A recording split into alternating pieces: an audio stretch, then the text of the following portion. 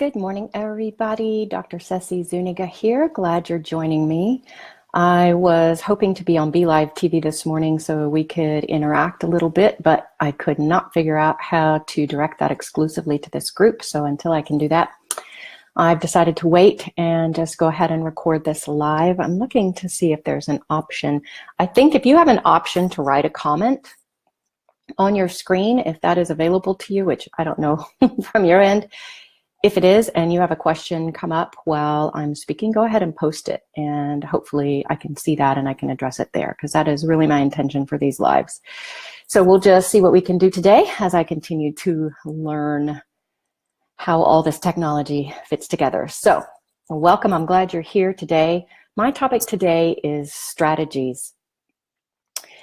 I want to talk about strategies because in the group there's several people talking about or letting me know privately that they struggle with repeating the same patterns, and strategies are part of what keep us stuck in the same patterns over and over. So that's why I wanted to speak to it today.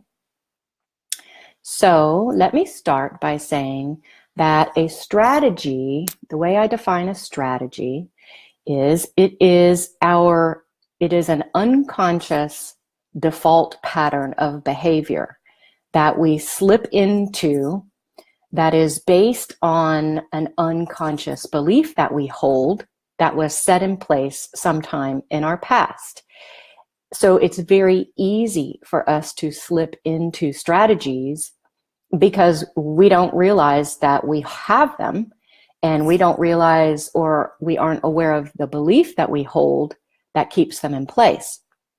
And so they're our default. If we feel threatened or defensive or unsafe in any way, oftentimes we slip into this default pattern of a strategy. And what happens when we slip into these strategies is that, well, how do I say it? When we slip into a strategy, communication basically becomes so distorted and based on untruth that it's just not useful in any way. So if you're in a strategy and the person you're communicating with is running their strategy and neither of you realize it, then your communication is going to feel pretty tense, and it's probably not going to accomplish anything useful.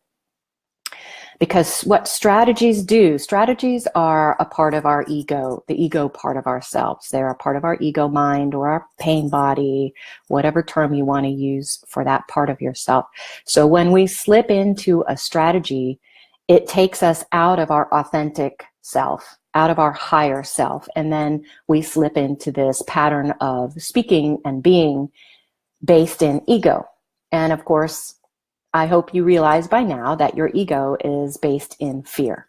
It is hell-bent on keeping you safe by its perspective and keeping you alive. And so the behaviors that our egos take us into tend to be protective and defensive behaviors. And that's exactly what our strategies are.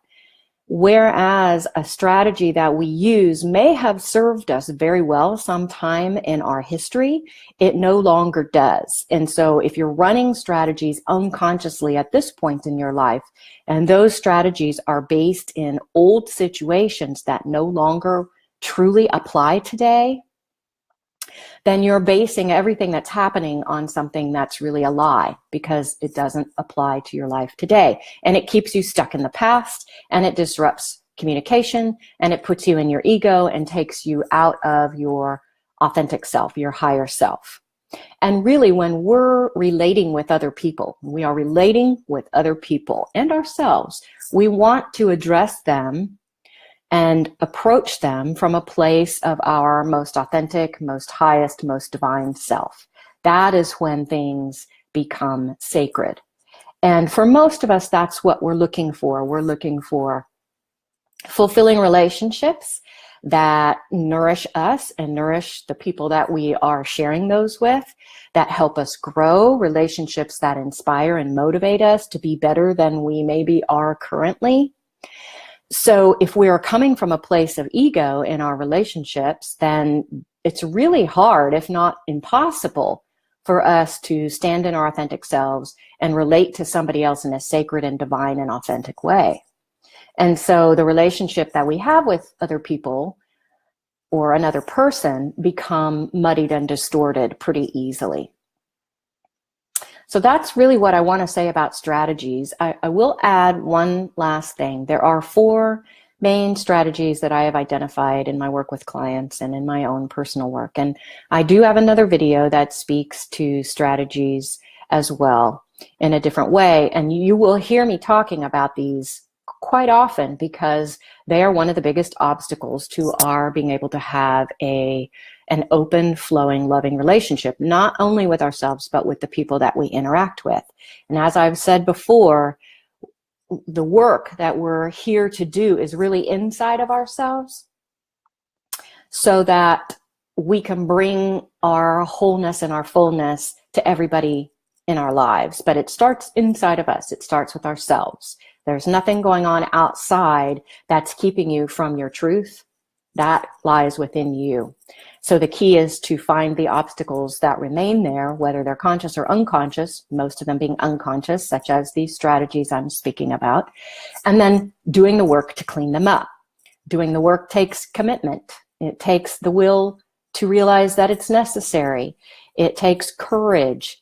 It takes devotion and dedicated action to get things to change. Without that, your life probably won't change in a way that provides you with long-term happiness. So I'm going to quickly mention the 4 strategies that I have primarily dealt with clients so that you can just be aware of those and begin perhaps to explore whether they're something that you deal with or not.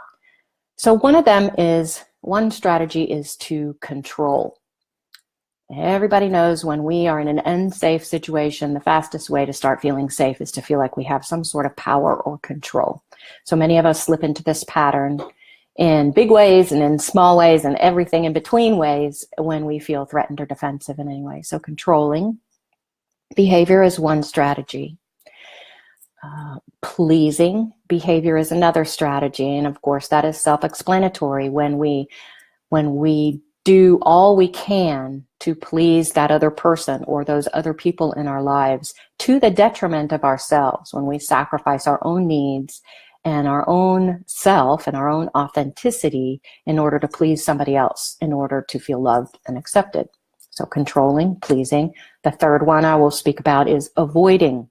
And the avoiding pattern comes in many different packages, but this is where we are engaging in behaviors that allow us to avoid looking at ourselves and dealing with what is ours to own and take responsibility for and heal. And the 4th strategy, we have controlling, we have pleasing, we have avoiding. The 4th one that I speak about is blame, because blame is very common in the people, my clients, the people that I work with. It keeps you stuck in a place of deflecting responsibility. So it could be rolled into the avoiding strategy, but the reason that I don't do that is because blame carries a whole lot of other things with it. And so I feel like it's more complex and it deserved its own category.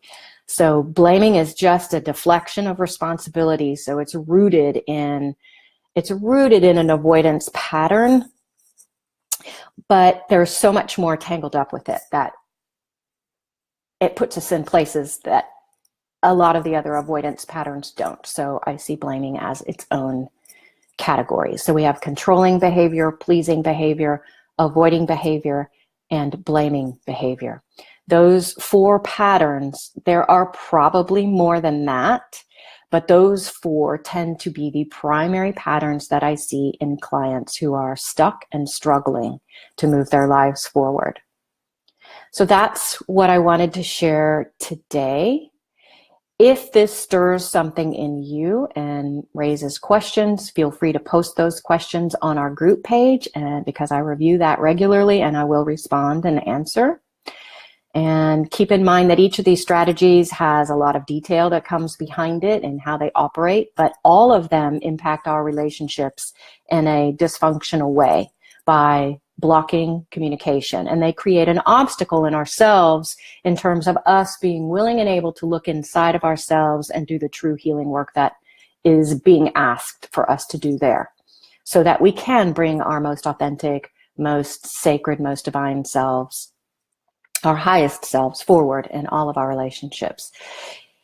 So if you're ready to dig deep in your own life, in your own situation, private message me on Facebook. That's the fastest way to get a response from me. And let's talk about what I can offer you in terms of support to get that done, so that you can start to live your life the way you dream of. So that's the teaching for today. I hope you have a brilliant, beautiful day. And I'll be talking with you soon. Bye-bye.